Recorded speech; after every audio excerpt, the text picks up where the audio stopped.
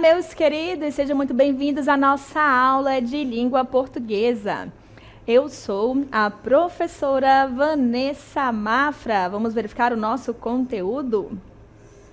Aula de número 49, objeto de conhecimento, reconstrução das condições de produção, circulação e recepção, apreciação e réplica. Detalhamento, leitura, estudo, análise e reconhecimento dos textos literários. Muito bem, então vamos para a nossa aula.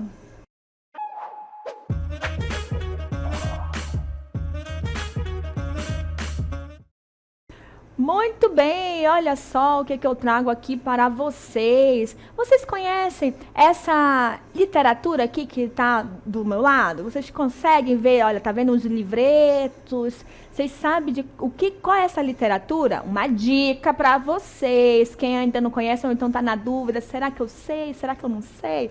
A dica é bem popular no Nordeste, é muito comum a gente encontrar essa literatura lá com facilidade. E aí, essa dica ajudou vocês me dizerem qual é essa literatura que eu estou apresentando aqui? Vejam só, então, tem uma linha e está pendurado ali os livretos. Esses livretos eles têm um nomezinho. Como é o nome? Já sabem? Já sabem? Isso mesmo, é o cordel, uma literatura muito comum, principalmente no Nordeste, como a gente nas feirinhas tem esses livrinhos com cada história muito boas, né? As histórias são muito boas. E aí eles são expostos desse jeitinho, através de uma linha, uma corda, e aí eles são pendurados ali de forma simples, né? Pode ver assim que às vezes o papel muda a cor, mas geralmente as historinhas são passadas preto e branco mesmo, certo? E é isso que eu tenho para apresentar para vocês. O cordel, a literatura de cordel. Vocês já conheciam? Vocês sabem como surgiu? O que ela conta? Quem é um dos escritores mais comuns aqui dessa literatura? A gente vai aprender hoje na nossa aula, tá bom? Então, para começar, eu vou apresentar para vocês como surgiu o cordel. Vocês vão ver que o cordel é uma literatura antiga, não foi recente não. Então, prestem atenção. Como surgiu o cordel? A literatura de cordel começou com o trovadorismo medieval. A produção literária do período é chamada de cantigas. Elas eram cantadas pelos trovadores e frequentemente acompanhadas de instrumentos musicais. Era através dos trovadores que a população tinha acesso às histórias e notícias, uma vez que, na época, a maioria era analfabeta. Com o avanço da tecnologia, surgiu a impressão e o que era apenas cantado agora passa a ser impresso e apresentado pendurado em cordas nas ruas. Essas histórias foram trazidas pelos portugueses e se popularizaram no Nordeste, ficando conhecida como literatura de cordel. Muito bem, então olha só, o cordel aconteceu muito tempo atrás e começou através da oralidade. Como vocês viram no nosso vídeo, fala que como muitas pessoas não tinham estudo, não sabiam ler, então como saber das notícias? E outra, não tinha essa questão de rádio, distância, então as pessoas geralmente eram os comerciantes, né? Vamos botar caixeiro de viajantes, não sei, enfim, que vendiam, eles andavam por muitas cidades, então era eles que vinham trazendo as notícias. Aí vocês já imaginam que a notícia não era fresquinha, porque se era distante uma cidade da outra, então significa que quando chegava na outra cidade, aquela notícia não estava mais atualizada. Mas era importante saber o que estava acontecendo. Então, através deles, eram cantados, falados ali para o restante da população. E aí vocês perceberam que eles utilizavam instrumentos, então era uma forma também de entreter a população. E aí houve o quê? Uma mudança, começou a ter o quê? A escrita mesmo. Então, a partir do momento que passou para o papel, aí aconteceu o quê? O nosso cordel exposto de forma simples, porque como ele surgiu há muito tempo atrás, não tinha toda essa estrutura que a gente tem para expor um material hoje em dia, né? Então, para manter, e aí se vocês perceberem, manteve-se esse padrão até hoje. Como eu falei para vocês, é muito comum lá no Nordeste. Então, quando se vocês forem lá, por exemplo, no Ceará, eles vão ser expostos assim, em cordinhas, né? Na maior das vezes, né? Na maioria das vezes, certo? E aí, eu tenho aqui mais um vídeo para vocês, agora mostrando para vocês um cordel. Prestem atenção. As mata, cantor da mão grossa, trabalho na roça de inverno e de estio. A minha chupana é tapada de barro, só fumo cigarro de paia de mil. Sou poeta das brenha, não faço papé de algum menestré ou errante cantor, que vive vagando com sua viola, cantando pachola a percura de amor. Não tenho sabença, pois nunca estudei, apenas eu sei o meu nome assinar. Meu pai, coitadinho, vivia sem cobre, e o fio do pobre não pode estudar. Meu verso rasteiro, singelo e sem graça, não entra na praça, no rico salão. Meu verso só entra no campo da roça e do zeito. E às vezes, recordando feliz mocidade, canto uma saudade que mora em meu peito. Muito bem, então vejam aí, né, o poeta da roça. Percebam que a linguagem, inclusive, mostra que é uma pessoa que simples, humilde, uma pessoa que não tem estudo. Ó, o cantor, ele põe, né, uma saudade. Veja que ele não fala saudade, é saudade. Então, inclusive, a escrita tá utilizando ele para mostrar, representar exatamente como essa pessoa fala, certo? E ali ele mostra o seu dia a dia, ele fala da sua vida, que ele é humilde, que ele trabalha o dia todo, e o que ele conta, né, o poema, a poesia dele, é para o quê? Para pessoas simples, que não vai entrar em grandes salões, pelo contrário, quem vai escutar são pessoas o quê? Da roça, do eito, né, quem está ali, ó, cuidando da terra, certo? E aí ele fala que a vida dele é essa, trabalhar, ele fala da chopana dele, que é tapada pelo quê?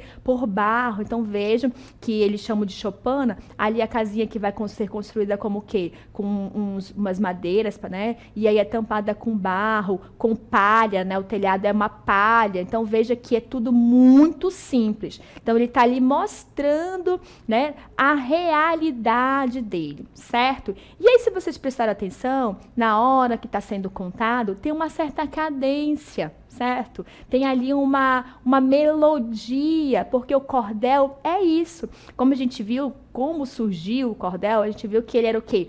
Meio que cantado, através de instrumentos. Então, a literatura em cordel, ela vai ter essa cadência, ela vai ter essa musicalidade, que quando a gente começa a ler, é meio que a gente já começa querendo cantar, certo? Porque ela vai ter essa cadência de passar a informação de uma coisa do cotidiano, mostrando esse lado da musicalidade, tá bom? Então, foi exatamente o que a gente viu. Tem uma cadência, um lado mais suave e mostrando a realidade do poeta da roça. Olha o nome, poeta da roça. Então, ele escreve, mas ele é da onde? Da roça. Ele escreve sobre o quê? Sobre a roça, sobre a vida na roça, sobre a vida das pessoas que vivem e trabalham na roça. Tanto que ele mostra através da linguagem que ele utiliza, certo? Através da descrição das cenas ali, como ele fala da chopana, ele fala da saudade, ele fala que onde ele vive ali é o simples e nunca no luxo, certo? E aí, vocês viram que tem um autor, né? Quem foi que escreveu o Poeta da Roça? Aí eu apresento para vocês agora, vejam só. Patativa do Assaré, certo? Patativa do Assaré, nasceu em 1909 e faleceu em 2022. O nome de batismo desse artista, né? Vou botar como um artista, ele é Antônio Gonçalves da Silva e ele nasceu no dia 5 de março de 1909. Vejam quanto tempo, né? Na cidade de Assaré, Ceará. Como eu falei para vocês, a literatura em cordel, ela é muito viva no Nordeste, né? No Ceará, principalmente, eu posso dizer, porque eu já fui, então conheço que tem bastante a literatura em cordel lá.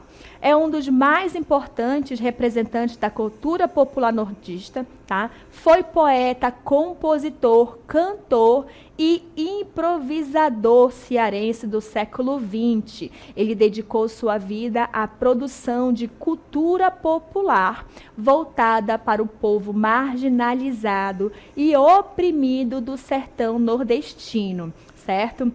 E aí, como a gente viu no poema que a gente acabou de ver sobre o poeta da roça, ele trabalha com uma linguagem simples, porém muito poética, certo? E destacou-se como compositor, improvisador e poeta. Ele também produziu literatura de cordel, porém nunca se considerou um cordelista, tá? Então ele nasceu aí em 1909, certo? E faleceu em 2002. Tá? Muito bem. Então, veja só que ele fez tanta coisa, mas ele não se considerava o quê?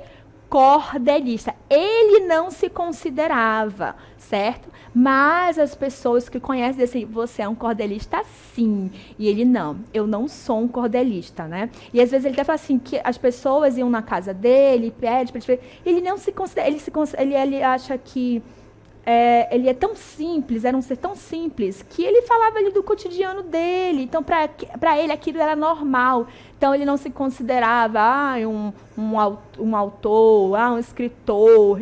Para ele, não, porque era a vivência dele, era comum para ele, né? E aí, entre tantas características que a gente viu, a única que ele fala assim, não, eu não sou cordelista, certo?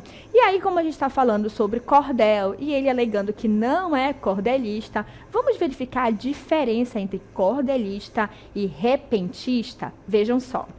Nós temos dois conceitos aqui, né? Nós temos duas palavras, que é o cordelista e o repentista. Qual a diferença entre eles? Vejam só. O cordel, feito pelos cordelistas, é escrito com rimas. A gente já sabe que as rimas são aquelas que vão combinar, as palavras que vão combinar, geralmente são as últimas do nosso verso, né? Com traço de oralidade divulgado em folhetos. Então, o cordel vai ter rimas e vai ser divulgado em folhetos. O repente, né? O repentista, o repente no caso agora, né? O repente, feito pelos repentistas, ou seja, quem vai ali produzir, vai passar à frente, é baseado na poesia falada e improvisada, geralmente acompanhada de instrumentos musicais, né? Então, vejam só que é algo que improvisado e é muito da fala, tá bom? É improvisação, é naquele momento. Então, repente é improvisação, é através da fala. E vai ter ali a questão do instrumento. Vamos voltar lá para a diferença de um do outro. Vamos lá verificar? Então, vejam que ambos vão ter a questão da fala. Só que, olha só, o cordel, ele com traços da oralidade, divulgado em folhetos. Então, percebo que o cordel, ele vai estar em quê? Em folhetos, e dentro desses folhetos, ou seja, da escrita, vai ter traços de oralidade, como a gente viu lá do poeta da roça. Estava escrito, e a escrita tinha traços de oralidade, uma vez que ele fala cantou, em vez de falar cantor, né? Ele tira o R e coloca o acento circunflexo, certo? Saudade, ele não fala, não está escrito saudade, ele nem fala saudade, ele fala o quê? Saudade. tá bom? Então, vejam que isso são traços de oralidade, mostrando como a pessoa fala. Já o repentista, no repente, a poesia é o que? Falada mesmo. Ela vai ser falada e ela é improvisada. Ela não tem uma coisa assim, ele já pensou antes. Não. Ele está ali, observa o ambiente dele e começa a fazer o repente, né? Começa a fazer a improvisação e aí ele é acompanhado por instrumentos musicais. Então, vejo que há uma mistura do que a gente viu no começo da nossa aula, como surgiu o cordel, que começou sendo somente falado, e aí depois ele passou a ser impresso, tá bom? Então, há uma mistura dele, se a gente for perceber, né? Que o repente é como se fosse o cordel logo no comecinho, que era só falado, e aí o cordel mesmo, da literatura em si, ele começou a ser escrito quando teve mais condições, né? Começou a surgir as máquinas ali para fazer a produção escrita, documentada. Certo? Muito bem. Então, vamos lá dar continuidade. Vejam só nosso próximo, ó. O poeta da roça. Ó, sou fio das matas, ó, sou fio das matas, cantor da mão grossa. Olha só. Vejam que se a gente for pegar através da gramática, né, do que é adequado, ó, sou fio, ele não é sou filho das matas, seria o quê? Sou filho das matas, né? Tem que ter ali uma conjunção, uma concordância entre as palavras. Então, como eu falei para vocês, tem essa marca de oralidade, mostrando que quem está falando, né? Ó, cantor, certo? Das mãos grossas.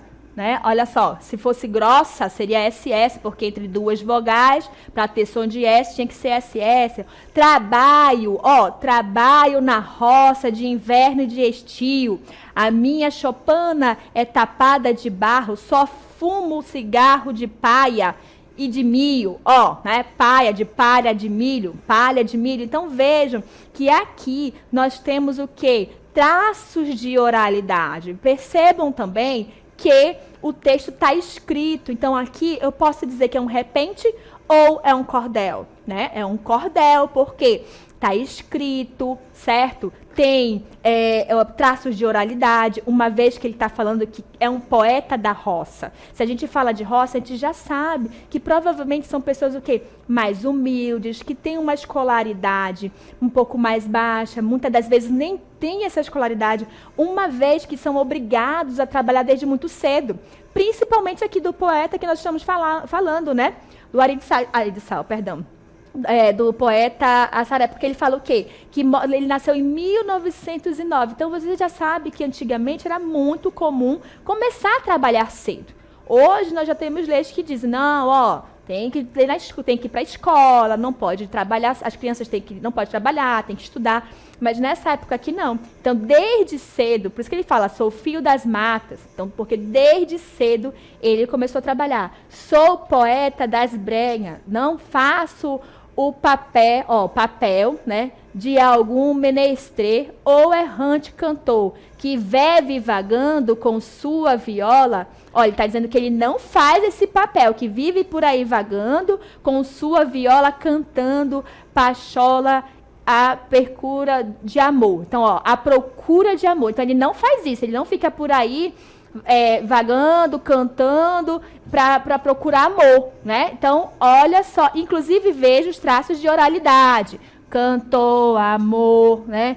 Cantando, ele que dá fala, ok, ó, algum, né? Algum, então veja essa troca aí, certo? Mostrando oralidade. E aí, novamente, ele fala assim, que ele não fica por aí cantando com a viola.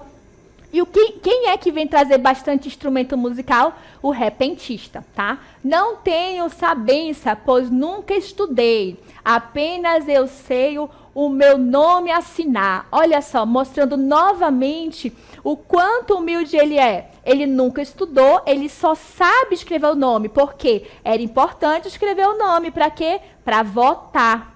Então, as pessoas naquela época só precisavam aprender o quê? A escrever o nome, porque o importante era votar. Então, já mostra, inclusive, esse lado, né, de que eram utilizados como manobra política. Olha, vai lá, assina seu nome, você tem que votar nessa pessoa aqui, por exemplo. Então, esse poeta da roça está mostrando a realidade dele, de trabalhar sol a sol, a mão mostra o que ele viveu, certo? E aí a única coisa que ele sabia, por escrito, era assinar, tá bom? Assinar o seu nome. Meu pai, coitadinho, vive sem cobre e o filho do pobre não pode estudar, mostrando novamente que desde cedo há necessidade de trabalhar. Meu verso rasteiro, singelo e sem graça, não entra na praça no rico salão. Meu verso só entra no campo da roça e dos eitos, e às vezes, recordando feliz mocidade, canto uma saudade, saudade que mora em meu peito. Então vejo que tem, né, aqui traços de rima, tá? Traços de rima. Então, novamente, tem partes de oralidade, tem rima, tem cadência, tem. Então, ele não quer ser chamado de cordelista, mas ele carrega dentro da poesia dele características cordelistas, né? Então, ele não quer, ele não se considerava. Mas os especialistas, os estudiosos, não, você pode até não querer aceitar essa característica da sua obra, mas você é. Né? E a gente pode dizer também que ele é um repentista, porque ele conseguia ali na hora, tem uma entrevista dele, que na hora ele está ali e ele começa a falar, né? Fazer o repente. Então veja quanto esse homem era sábio, quanto ele tinha essa pegada tanto do cordel como do repentista, certo? Muito bem, então vamos lá continuar.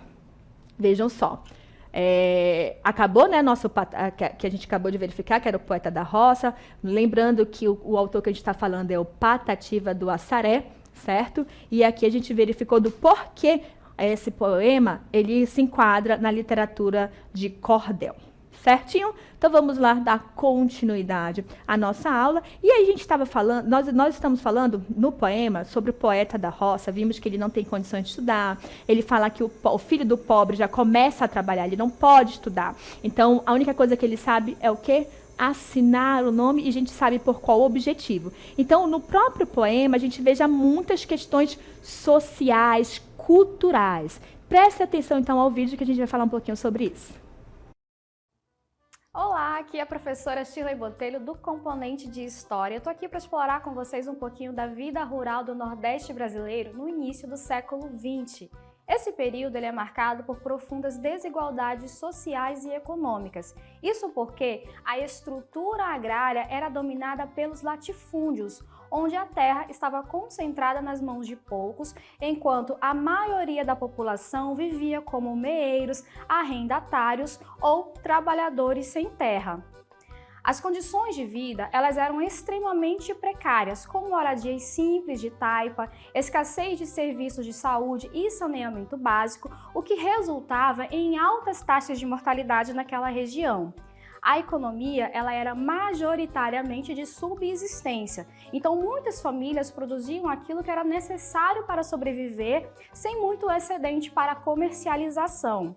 As recorrentes secas que ocorriam faziam com que a população fosse forçada a migrar para outras regiões em busca de melhores condições de vida. E vamos falar um pouquinho de cultura, né? O Nordeste se destacava pela rica tradição oral, com histórias e cantos que eles eram transmitidos de geração em geração. As festas religiosas e populares, como as festas juninas e procissões, eram momentos de grande importância social e são assim até hoje.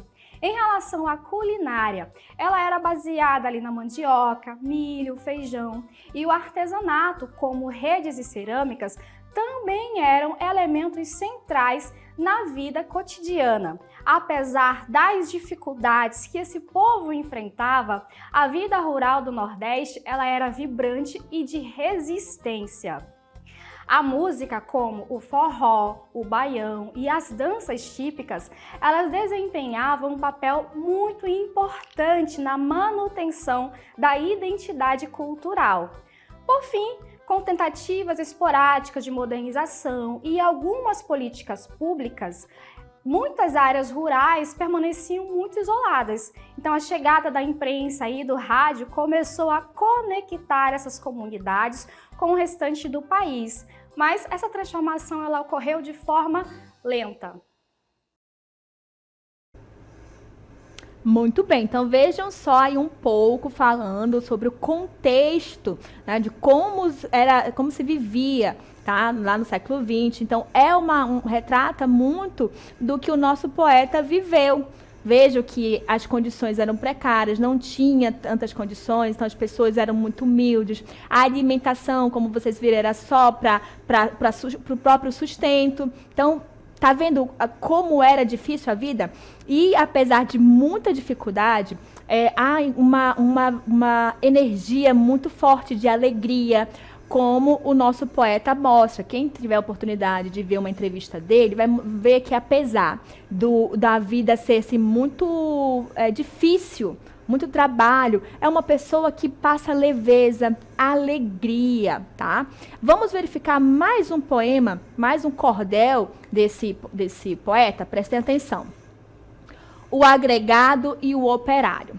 Sou matuto do Nordeste, criado dentro da mata, caboclo, cabra da peste, poeta, cabeça chata. Por ser poeta roceiro, eu sempre fui companheiro da dor, da mágoa e do pranto. Por isso, por minha vez, vou falar para vocês o que é que eu sou e o que eu canto. Não, e o que canto, perdão. Sou poeta agricultor do interior do Ceará, a destida. O pranto e a dor canto aqui, o canto acolá. Sou amigo do operário que ganha um pobre salário e do mendigo indigente e canto com emoção o meu querido sertão e a vida de sua gente. Vejam só que ele está falando novamente do dia a dia, da vivência dele, certo? E aí, o que a gente percebe? Novamente, a gente vê que ele está falando do que ele passa e faz aqui uma comparação, certo? Que ele fala que ele é matuto do Nordeste, criado dentro da mata. E aí ele fala que ele tem o quê? Cabra da peste, cabeça achatada. Que como a gente está falando lá do Ceará, é costume falar, o cabeça chata, né?